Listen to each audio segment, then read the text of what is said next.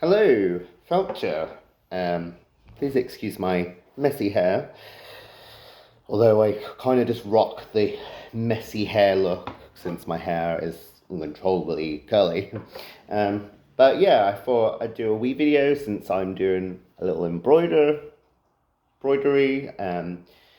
Actually, finally get round to making something myself, which is very rarely since I always work on making things for my store, online store. But while I was embroidering, I just wanted to talk about a subject which I've touched online before, and it's about like sort of thread, like using threads and thread folk magic, um, because within my family, and this is probably from my own perspective, a little bit of like law that is quite common, but mostly through my own family. So my mum's side, the maternal line, which is my Irish side, we are just like um, it's a natural ability within us, most of us, in my mum's family, side of the family, to know how to sew, to embroider, to all things of the arts of the needle and thread, and it comes from because my mum's side being Irish, and a lot of the Irish families, particularly in my family, my mum's side of the family, when they came over from Ireland, they came over for work. So particularly like a lot of Irish families were not very well off during the reign of the British Empire and then the backlash of like the World Wars and so on and so forth. So the English haven't really been kind to the Irish as well as they're in the past, although they're most quite wealthy now of a country, Ireland, but never was always so, and a lot of people were poor, so you kind of like can afford to buy clothes or whatever. You have to make them yourself or repair clothes. Certainly, my gran would always repair clothes, whether it's socks or a hole in clothes, to the point where it can't be repaired no more. And there's a little saying she used to say, like, she would never love to see this, like, she'd never dare like to see the sight of like holes in socks specifically. She would say that was a sign of poverty. And that has to be mended or just thrown out, depending on the severity of the hole. Um, but yeah, and I think it comes from that law where our family was pretty much already, um, not well off. So it's like avoiding bad luck or misfortune or um, poverty, and keeping the wealth, that we've got. And within Gaelic and Gwega, you know, this word called, you know, uh, tadif, the tadif being, the substance, vitality, and also referred to as the luck or fortune within the home.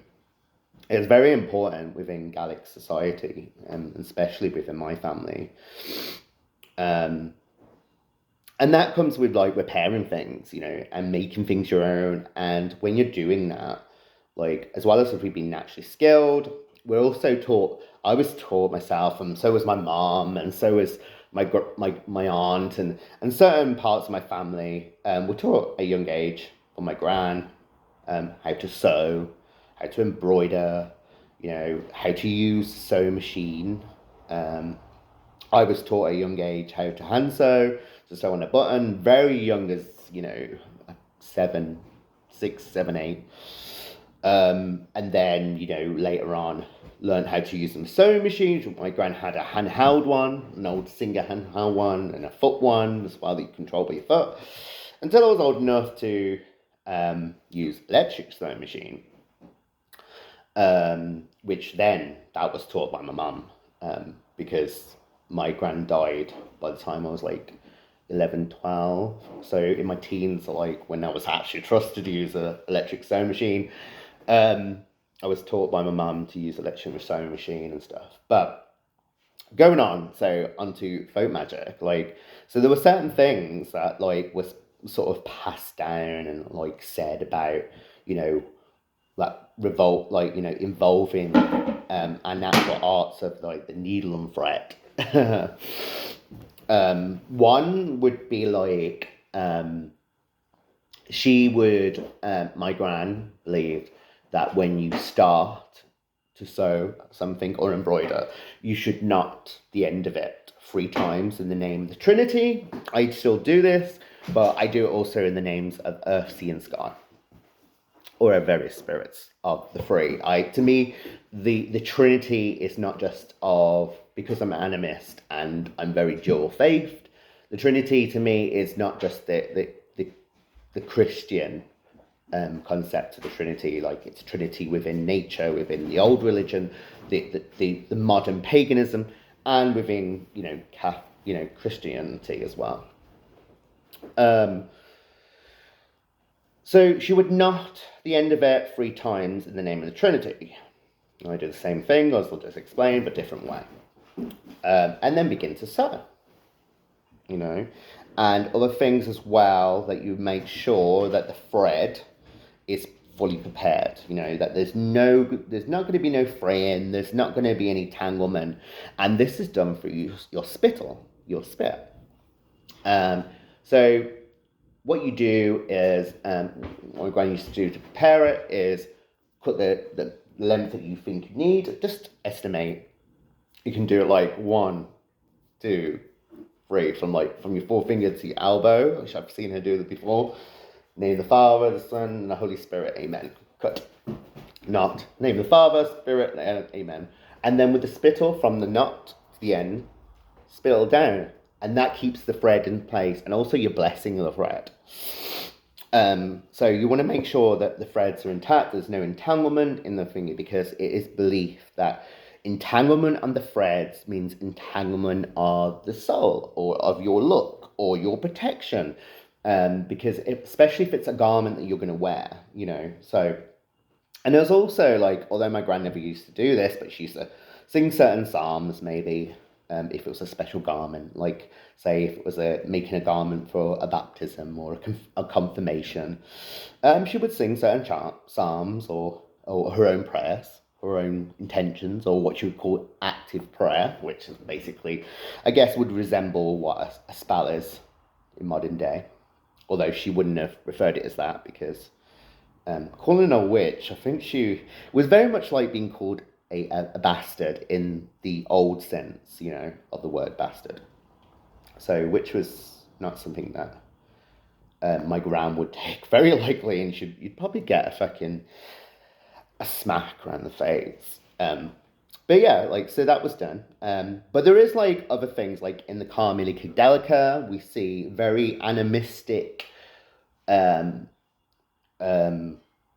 elements of charms, spoken charms, to bless of the cloth, or for weaving the cloth, for walking the wool, like to prepare the tweed, the songs, like walking songs and stuff. So within Gaelic culture, or Gaelic culture, like, when it's coming to sewing, like, it's not just an act. You're going to be wearing and using this garment, so you want to put blessings into it. And that's the way my gran used to say, put blessings into it, put your love and blessings. And that, although it seems prayer and kind of a Christian way of approaching it, it is essentially folk magic.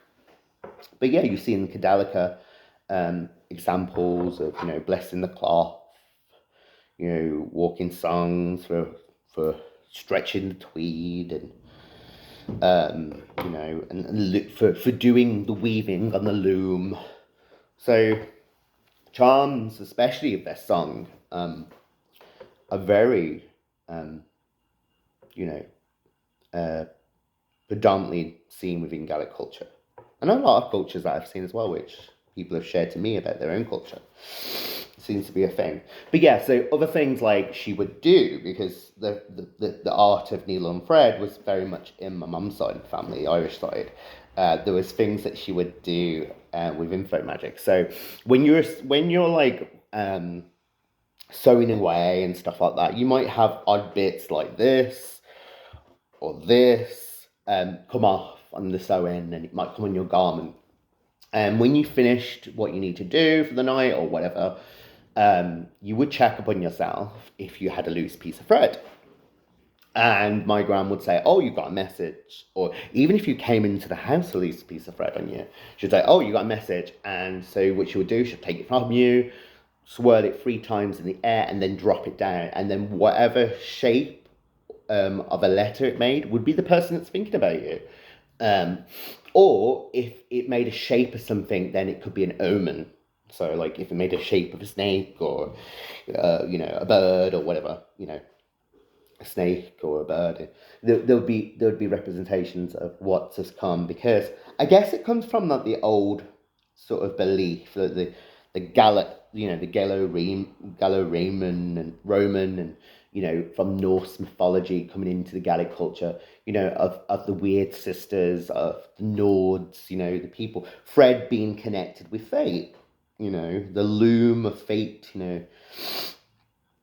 So like it's very, it can be seen as probably connection into divining life itself, because threads are connected to fate, and what is fated can be seen.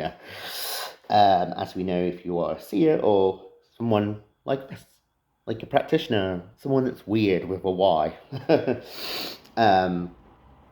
So she used to do that, and also she was renowned, like, her accuracy of predicting the sex of a child.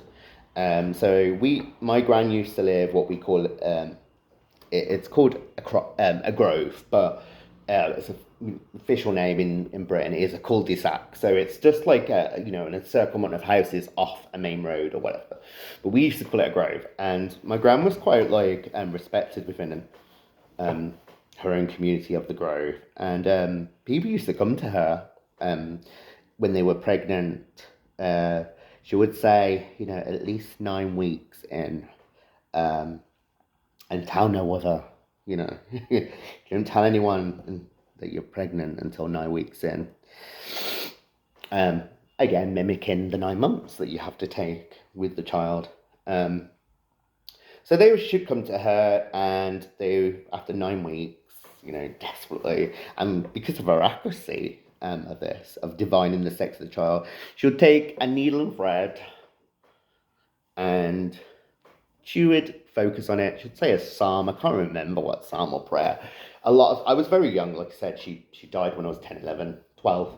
A lot of it I remember, a lot of it comes back to me, a lot of it that I asked my aunt about, and she reminds me, and I record it down, and I use it in my own practice, because certainly, like, it's quite popular to use the, divining. Some people use a wedding ring and a piece of thread, but I guess it was natural for my gran, because, us being skilled in tailoring, maybe that's not a word, but in tailoring and the art of needle and thread, it's natural to just use pin and needle as a kind of like a dowsing, a kind of pendulum.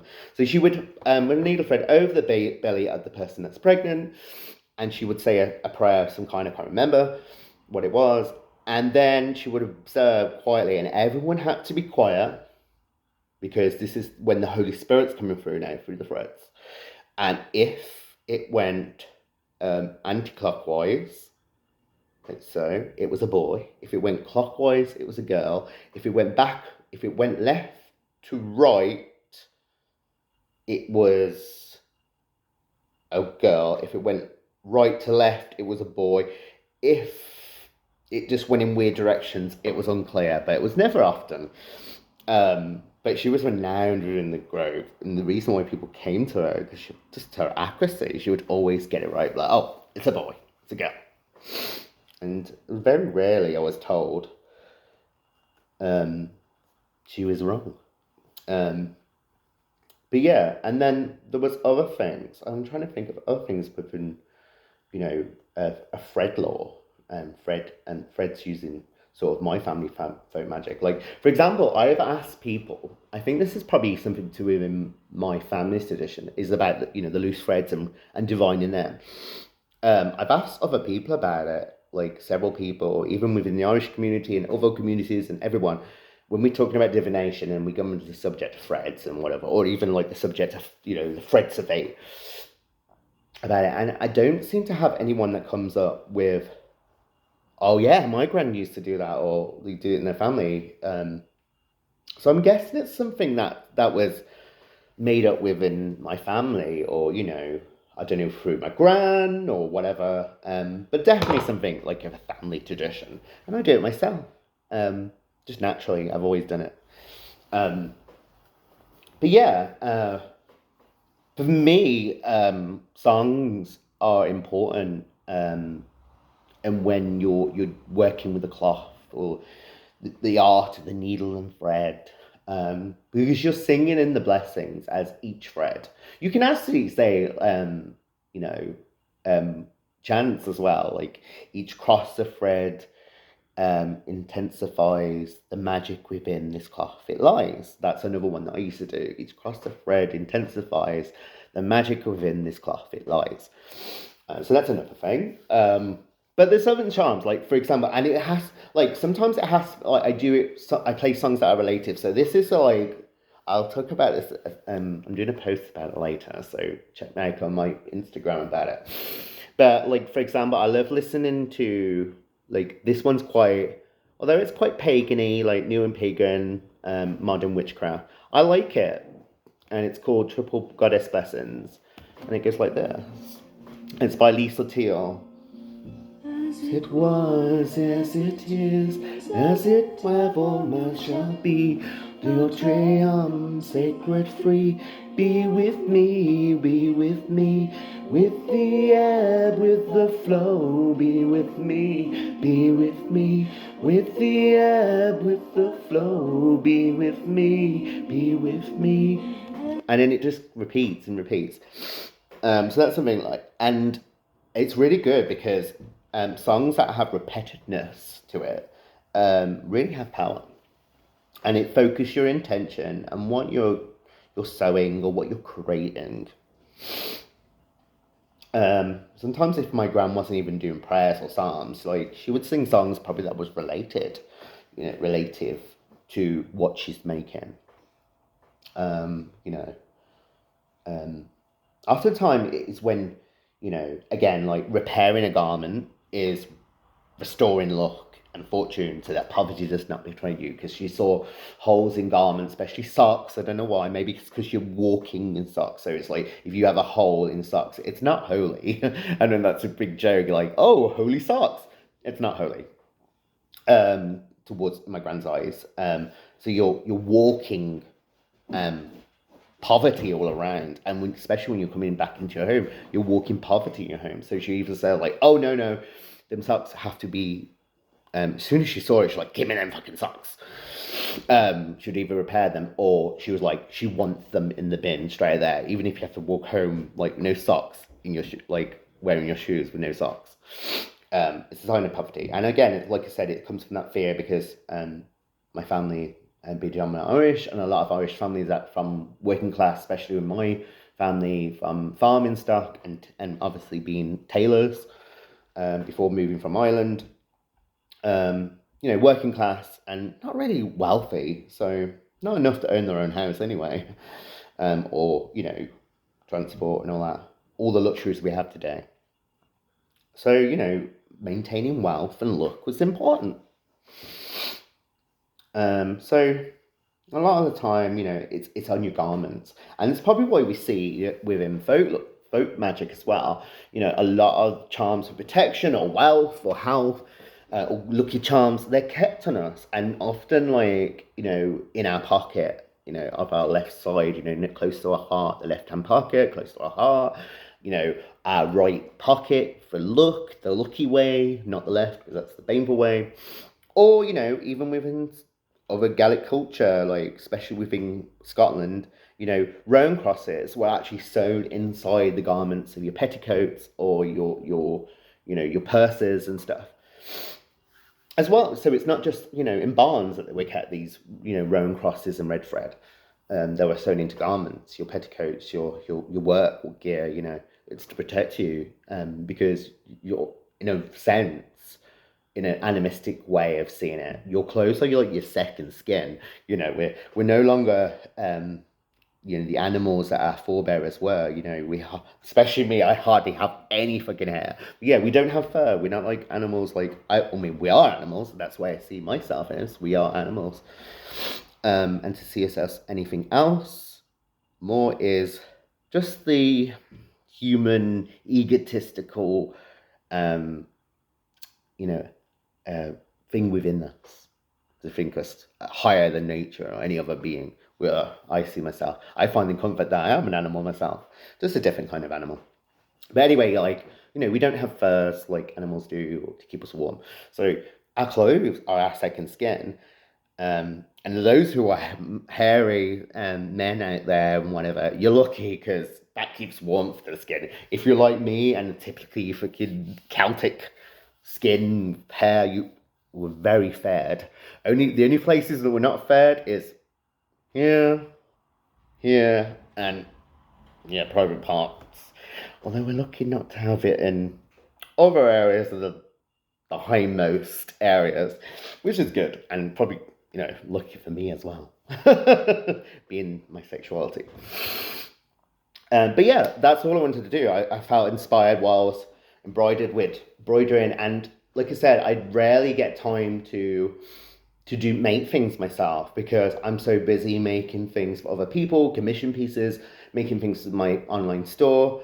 Because at the moment it's my sole business at the moment, my sole income, which I'm working on. And I thank everyone that has bought things from my store. Like I find so much comfort and joy seeing people, getting so much out of the items that I make and sell and commission for people, and the happiness it brings them makes me happy. But yeah, I just wanted to share again, even though I've touched on it before on Instagram, just touch on, thread lore and thread magic within my own family. For us being on my mum's side, the Irish side, just naturally gifted in the arts of the needle and thread and stuff. Like I do embroidery, and most of my family, like my cousins, still do embroidery and sewing and all that. It's quite handy, really, because and a lot of my family as well, like except for some of the really younger generation, like the generation below me, like some of my nieces and nephews, we weren't wasteful at all. And I'm still like that. I hate waste. So if I can repair a garment that has a wee hole, which someone would throw away because of a wee hole, I'll repair it. Especially it's my favorite, like clothing or top or whatever, or coat. I'll try and keep it as long as I can until it's like I need to give it a funeral. But yeah, anyway, I just wanted to share that with you all. I hope you have a fantastic day. And yeah, if you're any sewers out there or are skilled like myself in the arts of needle and thread, and you haven't picked up that needle in a long time and that thread, do so. Spend time.